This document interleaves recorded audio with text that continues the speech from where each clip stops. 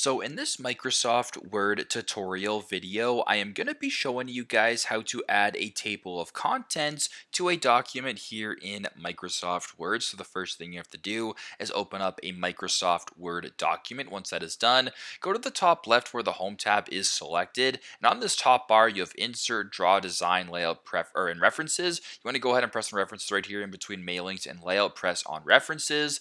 Then in the top left, right below where it says Home, it says Table of Contents. Press on the arrow right here to get a drop down. What you can actually do now is just select a table of contents from what is actually shown. So you can go ahead and select a classic style, contemporary, formal, modern, simple, classic, whatever the case may be. You have your options right here. So if you just wanted a simple one right here, press on simple just like that.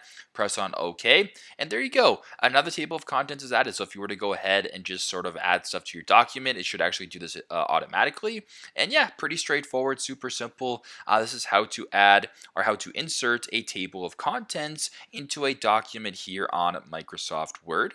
Thanks again for watching, and I hope this video helps.